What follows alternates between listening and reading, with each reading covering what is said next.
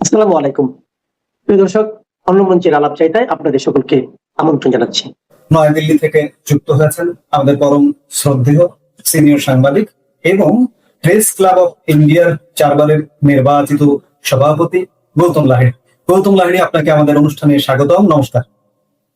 নমস্কার, শুভেচ্ছা আপনাদের। আমরা আলাপটা শুরু করতে চাই এবং আলাপের মূল বিষয়টি মূলত বলা যায় আজকে যে দিনে আমরা বসে আলাপ করছি, আজ 4 আগস্ট। আগামীকাল 5 আগস্ট, ঠিক 2 বছর আগে বাংলাদেশের ইতিহাসকে উল্টো পথে নিয়ে যাবার একটা ষড়যন্ত্রের মাধ্যমে একটি নির্বাচিত সরকারের পতন হয়েছিল এবং সেই তাৎপর্যপূর্ণ দিনটি আগামীকাল। এবং আগামীকাল সেই সময়ের প্রধানমন্ত্রী, যাকে বাংলাদেশ ত্যাগ করে ভারতে আশ্রয় নিতে বাধ্য করা হয়েছিল, তার একটি বিশাল কর্মসূচি আছে। আমরা সেটি নিয়ে আলাপ করব, কিন্তু তার আগে একটু পূর্বাপর বিশ্লেষণ করে আমরা সেই আলাপে যেতে চাই। শেখ হাসিনার দেশে ফেরার প্রস্তুতি চলছে, এখন আর ঘোষণার মধ্যে নেই, আমরা এটি নিশ্চিত। সার্জিও করে ঢাকা সফর এবং 5 তারিখের কর্মসূচি, এই মুহূর্তে আপনি ঢাকার সরকারের বডি ল্যাঙ্গুয়েজটা কেমন দেখছেন, কিভাবে দেখছেন? আহ ভালো প্রশ্ন। এবং আমি যেটা দেখতে পাচ্ছি সেটা হচ্ছে যে 5ই আগস্টের পর বাংলাদেশে যে একটা ধরনের উৎসাহ, উদ্দীপনা, কৌতূহল এবং অনেকের ধারণা হয়েছিল বাংলাদেশ বোধহয় নতুন ভাবে গড়তে চলেছে, নতুন ভাবে গড়ে উঠবে, সকলের জীবনে সুখ, শান্তি, সমৃদ্ধি আসবে। 2 বছরের পরে আজকে কোনো বলার কোনো অপেক্ষা রাখে না। তাদের কাছে মনে হয়েছে 2024-এর 4 আগস্টের আগে পর্যন্ত বাংলাদেশটা ভালো ছিল। সেটা বাংলাদেশের অধঃপতনটা 5ই আগস্ট থেকে ঘটছে। এবং তাদের যে আমি দেখতে পাচ্ছি যে বর্তমান সরকার, তাদের যে প্রতিক্রিয়া, সাবেক প্রধানমন্ত্রী শেখ হাসিনা, তিনি কিছু বললেই, কোনো কর্মসূচি দিলেই তারা নড়ে চড়ে বসেন, অথচ তারা প্রকাশ্যে বলবেন তো আওয়ামী লীগ বলে তো কিছু নেই, তারা তো অপ্রাসঙ্গিক। এতটাই অপ্রাসঙ্গিক যখন, তখন তাদের নিয়ে এত চিন্তা ভাবনা কেন? ভারত সরকারকে ডেকে, তার হাই কমিশনকে ডেকে উদ্বেগ প্রকাশ করতে হয় কেন? কারণ অপ্রাসঙ্গিক তো, কোনো তো প্রভাব পড়বে না কিছু।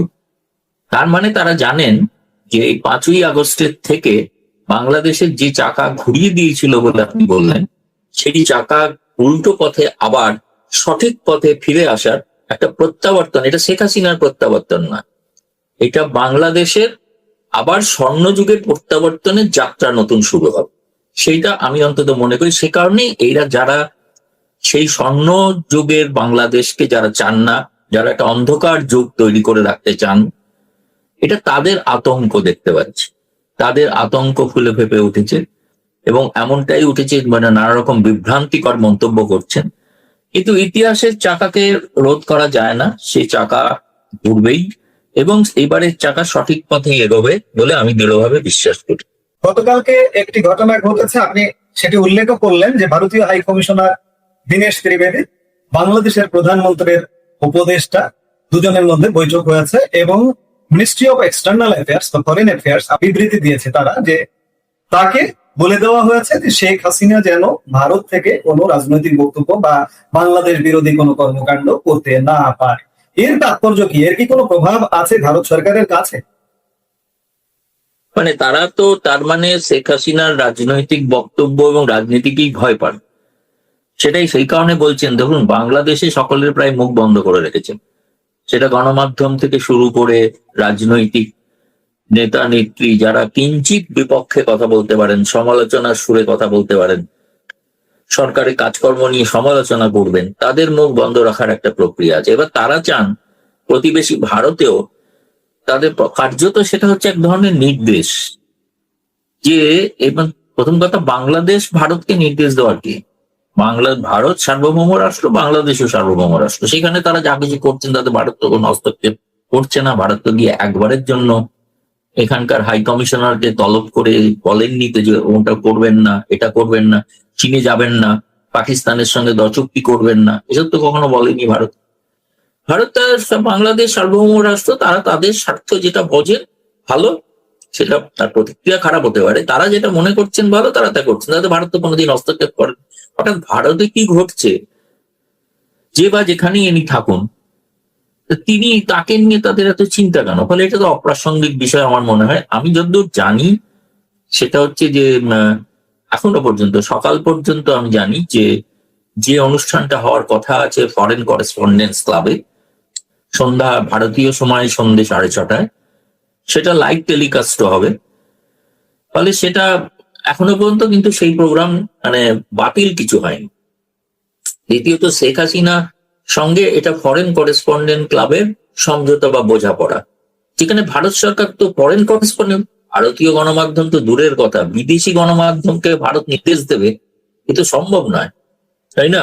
এই যে বিদেশি গণমাধ্যম তো তারা তো বলবে ভারত আমাদের মুখ বন্ধ করে দিতে চাইছে, সে তো ভারতের পক্ষে লজ্জাজনক বিষয়। বাংলাদেশের লাজ লজ্জা বলে কিছু নেই, তারা যতটাই যে যাই মনে কর, তারা ভাবে নিজের আনন্দে নিজেরাই থাকেন, নিজেরাই একে অপরের পরস্পরের পিঠ চুলকান বা পৃষ্ঠপোষকতা করেন, যে তারা খুব দারুণ কিছু করছেন।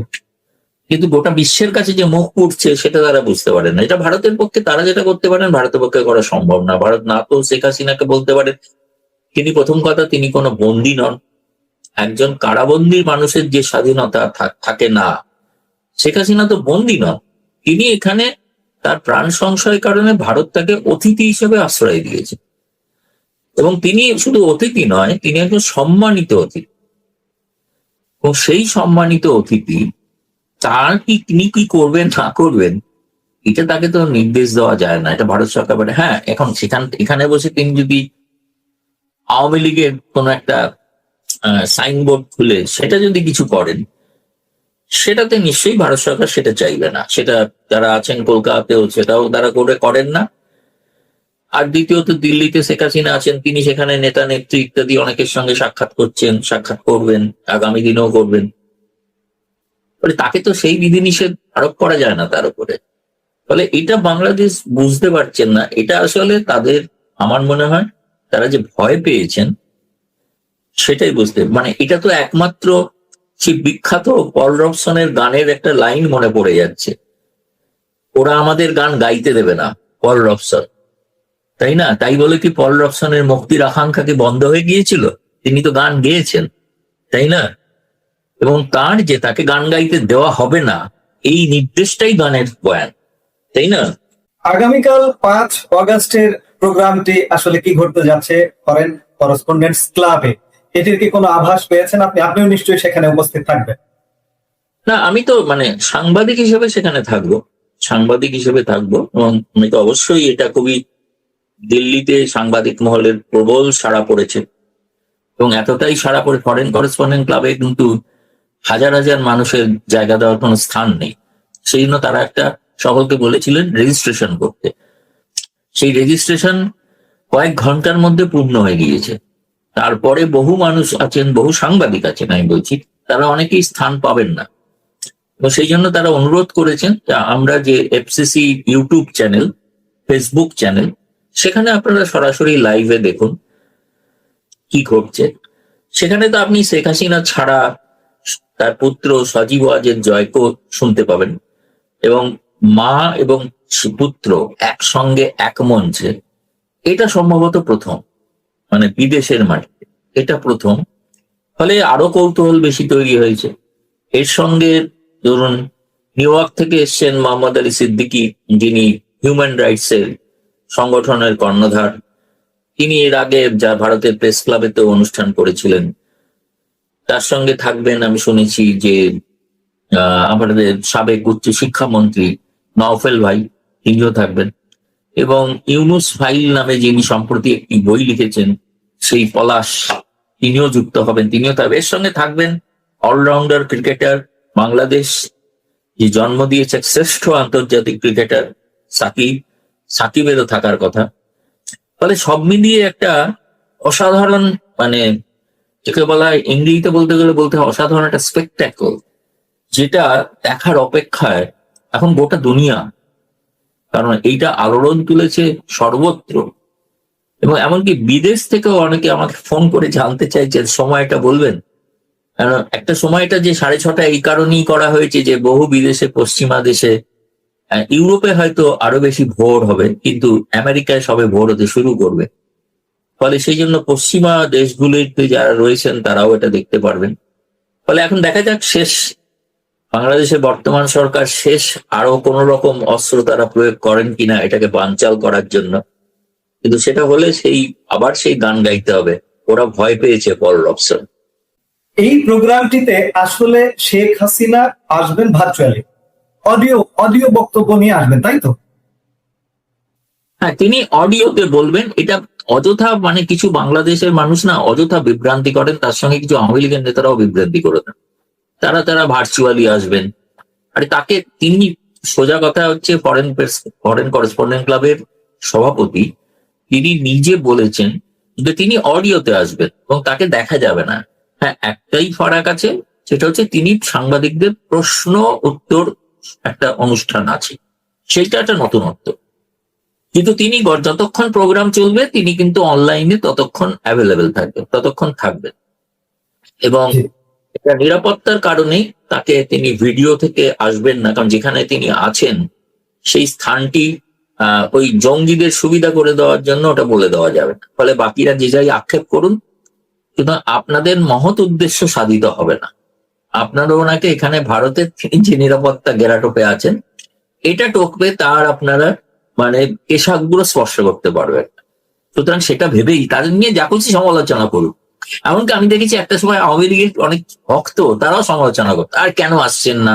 আসলে বুঝতে পারছি প্রত্যেকের অত্যন্ত আগ্রহ তাকে একবার চোখের দেখা দেখার। তো কয়েক মাস অপেক্ষা করুন, ডিসেম্বরে তো দেখতেই পাবেন।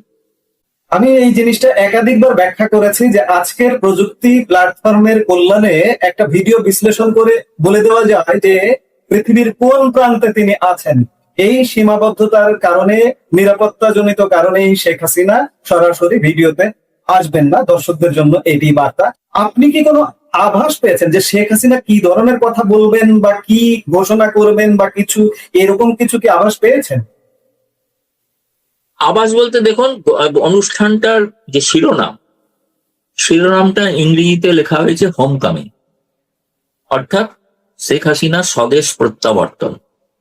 সুতরাং এই স্বদেশ প্রত্যাবর্তনটা তিনি আরো একবার বলবেন। কবে তিনি যাচ্ছেন আমি জানি না, নির্দিষ্ট দিন বলবেন কিনা এখনো জানি না, কিন্তু আমার যেমন ব্যক্তিগত অনুমান 6ই ডিসেম্বর, যেটা ভারত বাংলাদেশ মৈত্রী দিবস, যেদিন প্রথম ভারত সরকার বাংলাদেশের জায়মান সরকারকে স্বীকৃতি দিয়েছিল আনুষ্ঠানিকভাবে, সেই দিনটা নিশ্চয়ই একটা গুরুত্বপূর্ণ দিন। তার থেকে 10 দিন পরে পাকিস্তান বাহিনী আত্মসমর্পণ করেছিল, ফলে 16ই ডিসেম্বর এবার কারা আত্মসমর্পণ করেন সেটাও দেখার বিষয় আছে। আর তিনি কিভাবে যেতে পারেন তার একটা আভাস ইঙ্গিত দিতে পারেন, এবং তিনি নেতা নেত্রী সঙ্গে নিয়ে যাবেন কিনা সেটা সম্পর্কে একটা আলোকপাত করতে পারেন। সাংবাদিকরা যদি যেতে চান তাদের নিয়ে তিনি যাবেন কিনা সে বিষয়ে আলোকপাত করতে পারেন। এবং তিনি বাংলাদেশের যে রাজনীতির কথা, তো আমি জানি না তারা রাজনীতি বলতে কি বোঝেন, বাংলাদেশের যে বর্তমান অবস্থা তিনি কেন যেতে চাইছেন সেটা ব্যাখ্যা করবেন। তিনি ক্ষমতা প্রধানমন্ত্রী হওয়ার জন্য যাচ্ছেন না, এটা ভুল ধারণা। তারেক রহমান তখনই দেশে এসেছিলেন যখন তিনি নিশ্চিত হবেন তিনি প্রধানমন্ত্রী হবেন, তাই না? আর তিনি তো শেখ হাসিনা তো কোনো মুচলেখা দিয়ে আসেননি যে আমি বিদেশে আছি কিন্তু রাজনীতি করবো না। কেউ তো মুচলেখা দিয়ে গিয়েছিলেন না 111 সরকারের কাছে, রাজনীতি করিব না, সেই শর্তে তাকে যেতে দেওয়া হয়েছিল বিদেশে থেকে তিনি তো রাজনীতি করেছেন। এবং রাজনীতির এক একটা ব্যাখ্যা। এখন তিনি বাংলাদেশের বর্তমান অবস্থা, মানুষের দুর্দশা, তিনি যে বাংলাদেশ ছেড়ে চলে এসেছিলেন সেই বাংলাদেশের আজকের কি অবস্থা, সেই নিপীড়িত দুস্থ মানুষের জন্য তার কাছে মনে হয়েছে এই নয়াদিল্লির আরাম কেদারা এটা কোনো সঠিক জায়গা নয়, সঠিক স্থান নয়। এভাবে তিনি কতদিন থাকবেন? থাকা সম্ভব নয়। তিনি যদি মানুষের, তাকে তো আপনারাই তাকে তো উপাধি দিয়েছেন জননেত্রী। জননেত্রী জনতার যে বেদনা, জনতার যে বেদনা, জনতার যে কষ্ট, সেটার জন্য তাদের সমব্যথী হওয়ার জন্য, এরকম নয়, এরকম ভুল ধারণা হয়তো অনেকের হতে পারে যে তিনি পৌঁছে যাবেন মানুষের কষ্ট দুর্গ সব লাঘব হয়ে যাবে, তা হয়তো নয়। কিন্তু সমবেদনা জানানো, তার পাশে গিয়ে দাঁড়ানো যে আমি তোমাদের সঙ্গে আছি, তাতে আমার জীবনের ঝুঁকি থাকা সত্ত্বেও আমি আছি, এই বার্তাটা তিনি দিতে চান। এইটাকে যদি কেউ বলেন যে রাজনীতি, তিনি কোনো সরকার উৎখাত করার বার্তা দেবেন বলে আমার মনে হয় না, আমার মনে হয় দেওয়া উচিত না। এবং তিনি আমার থেকে, কেন তিনি অনেক প্রাজ্ঞ কূটনীতিবিদ, তিনি পৃথিবীর সব থেকে বেশি সময়ের তিনি প্রধানমন্ত্রী, তাও একজন নারী প্রধানমন্ত্রী। ফলে তার বেদনা, তার সমবেদনা যে কোনো পুরুষ নেতার থেকে ভিন্ন হয়। তিনি তো সকলের মাতৃসুলভ, তার মধ্যে একটা আচরণ আছে, ভূমিকা আছে না? ফলে সেই মায়ের স্নেহ নিয়ে তিনি বাংলাদেশের জনতা তার সন্তানদের কাছে যেতে চান। এটার জন্য রাজনীতি নেই। তিনি কখনোই বলবেন না, আমার মনে হয় না যে এই তারেক রহমান সরকারকে উৎখাত করুন করে আমাকে বসিয়ে দিন, এরকম নয়। সেটা তো ভবিষ্যতের বিষয়। এখন নির্বাচিত একটা সরকার আছে, নির্বাচিত সরকার থাকুক, তারা মানুষের জন্য কাজ করুন। যদি কাজ না করতে পারেন, মানুষ তাদের বিরুদ্ধে ভোট দিয়ে তাদেরকে সরিয়ে দেবে। কিন্তু শেখ হাসিনা কোনো জন উত্থানের কোনো রাজনীতিতে বিশ্বাস করেন না। তিনি মানুষের সমর্থনে, মানুষের ব্যালটের সমর্থনে তিনি ক্ষমতায় যদি আসতে পারেন তো আসবেন, কিন্তু তিনি কোনো অনৈতিক, অগণতান্ত্রিক উপায় ট্রেন জ্বালিয়ে দেওয়া, বাস জ্বালিয়ে দেওয়া, যে কাণ্ডগুলো আগে আপনারা বাংলাদেশে দেখেছেন, সেটাই শেখ হাসিনা বিশ্বাস করেন না। তিনি গণতান্ত্রিক পথেই মানুষকে সঙ্গে নিয়েই তিনি একটি গণ আন্দোলন গড়ে তুলতে চান। সেটা সরকার উৎখাতের জন্য নয়, মানুষের দুঃখ কষ্ট লাঘবের জন্য। মানুষকে জাগ্রত করতে চান। আমরা এটাই বুঝি যে মানুষ যে আজকে দুর্দশার মধ্যে আছে, এই দুর্দশা নিয়ে সচেতনতা এবং জাগ্রত করতে চান। আপনি বিভিন্ন সময় আপনার সাক্ষাৎকারে বিভিন্ন সময় বলেছেন যে শেখ হাসিনা কোন পথে আসবেন, কিভাবে আসবেন। তো আপনার সঙ্গে যখনই আমরা যুক্ত হই তখনই অনেক আপডেট ঘটনা থাকে, আপডেট তথ্য থাকে। তো এই মুহূর্তে বাংলাদেশে এবং বহির্বিশ্বে আলোচনা আছে যে শেখ হাসিনা আসলে কোন পথে আসছেন এবং বাংলাদেশে এসে কোথায় কিভাবে থাকবেন, এই আলাপ আলোচনাগুলো আছে আমাদের কৌতূহলী দর্শকদের মধ্যে। এই বিষয়ে যদি আপনি একটা ব্যাখ্যা বা আপনি কতটুকু কি জানেন? না, আমার যতটুকু, শুনুন, আমি তো একবার ওনাকে প্রশ্ন করেছিলাম যে যদি কোনোদিন সুযোগ পান তাহলে কিভাবে যাবে। উনি বলেছিলেন, আমি বেনাপোল পেট্রাপোল হয়ে পদ্মা সেতু আমার তৈরি করা, কেমন আছে পদ্মা সেতু, কেমন আছে আমার পদ্মা, সেটা দেখতে দেখতে যেতে পারি। এবং পথে গোপালগঞ্জ, টুঙ্গিপাড়া আসবে। ফলে সেখানে গিয়ে আমি নিজের জন্মস্থান, নিজের জন্মভূমি, সেটা দেখতে চাই। সেখানে আমার পিতা রয়েছেন, সেই পিতার কল্যাণে এখানে আমি তার জন্য প্রার্থনা করতে যেতে পারি। এবং সেখান থেকে আমি নিশ্চয়ই ঢাকা শহরেও আসতে চাই। এটা তার স্বপ্ন, আমি বলছি না যে এই পথেই তিনি যাবেন। তবে এই স্বপ্নটা যখন আছে, তিনি কিন্তু বিমানে উড়ে চলে যাবেন, এটা কেন জানি না, আমার বিশ্বাস হচ্ছে না। তিনি যে পথে এসেছিলেন সে পথে যাবেন, তিনি অন্য কোনো পথে যাবেন। নাহলে মানুষকে সঙ্গে নিয়ে তিনি যাবেন। সেটা যেতে গেলে তাকে সড়ক পথেই যেতে হবে। এবং সাধারণ মানুষ, কয়েক লক্ষ মানুষ তাকে রক্ষা করে নিয়ে যাবেন। ফলে সেই জন্য মানুষের জনস্রোতের মধ্যে দিয়ে তিনি যেতে চান। এটুকুই যতটুকু আমি জানি। এটা নির্দিষ্ট ঘোষণা কিছু আমি এখন জানি না 5 তারিখ উনি করবেন কিনা। আমার মনে হয় না এত আগে ঘোষণা করে দেবেন, কারণ তাহলে হয় কি, ওই পথে জঙ্গিরা তৈরি হয়ে থাকবে, জঙ্গিরা প্রস্তুত থাকবে। জঙ্গিরা তো হচ্ছে, কেউ কেউ তো হুমকিও দিয়েছে। জি, বাংলাদেশে প্রতিনিয়ত বোমা উদ্ধার হচ্ছে, বোমায় আহত হচ্ছে, নানা ঘটনা ইতিমধ্যে ঘটছে। আপনি যে ব্যাখ্যাটা দিলেন যে তিনি সড়ক পথে পদ্মা সেতু হয়ে ঢাকায় আসবে, আমরা কদিন আগে একটা ব্যতিক্রম ঘটনা দেখেছি। ভারতীয় হাই কমিশনার আপনার বন্ধু দীনেশ ত্রিবেদী সড়ক পথে বাংলাদেশে প্রবেশ করেছেন। তিনি প্রথম যখন প্রবেশ করলেন, এটা কি আমরা ট্রেলার বলবো? দীনেশ ত্রিবেদীকে দেখিয়ে দিলেন যে এই পথে শেখ হাসিনা আসবেন, এমন কোনো আলামত?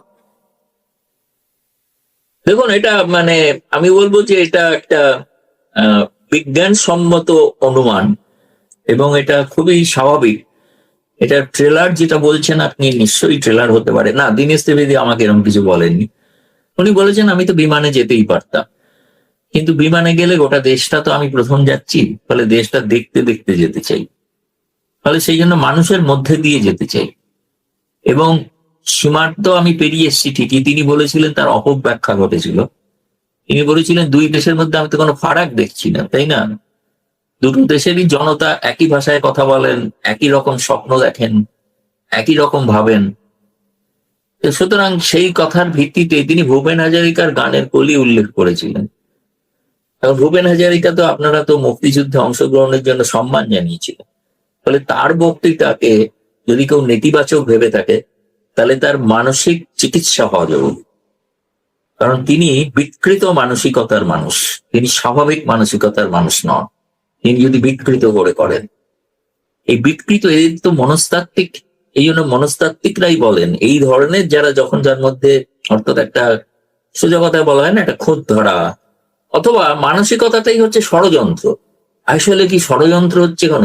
স্বাভাবিক প্রেমের কথাটাকে ষড়যন্ত্র বলা, এটা একমাত্র দানব ছাড়া কেউ ভাবতে পারে, তাই না? আসলে তারা তো ষড়যন্ত্র করেই তো এসছেন ক্ষমতায়, ফলে সবসময় ভাবছেন তাদের বোধহয় কেউ ষড়যন্ত্র করে সরিয়ে দেবে। তা নয়, মানুষের ভালোবাসায় তারা তাদের আবার ইতিহাসের রাস্তা ঘুরে ফিরে যাবে, এ বিষয়ে কোনো সন্দেহ নেই। ওনার আসার বিষয়ে আমরা একটা আলাপ করলাম। উনি এতদিনে নিশ্চয় উনি কোথায় থাকবেন, কি অবস্থায়, বাংলাদেশের জঙ্গি আক্রান্ত বাংলাদেশ, যেহেতু ওনার সঙ্গে কারা আসবেন, কারা আদালতে আত্মসমর্পণ করবেন এমন তালিকাও হচ্ছে, উনি বাংলাদেশে কোথায় কিভাবে থাকবেন এমন কোন আলাপ আলোচনা কি আছে কি? না, এটা মনে হয় তার জীবনের নিরাপত্তার কারণে এটা আপাতত গোপন রাখা হয়েছে, এবং তিনি দেখুন খুব স্বাভাবিক, তিনি যদি ঢাকা শহরে থাকতে না পারেন তিনি গোপালগঞ্জে থাকবেন। গোপালগঞ্জের মানুষই হচ্ছে তার বর্ম, তাই না?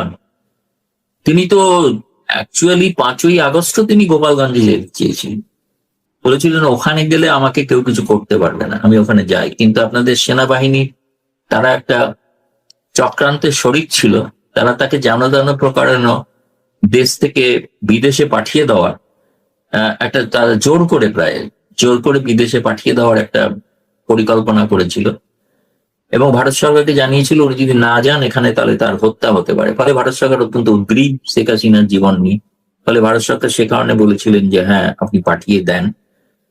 এবং আপনি মনে আছে আপনাদের এখানকার একটা সংবাদপত্রে কয়েকদিন আগে বিএনপির এক শীর্ষ নেতা সাক্ষাৎকারে তিনি বলেছেন যে সেনাপ্রধান এসে তাকে বললেন যে প্রধানমন্ত্রী পদত্যাগ করতে চান।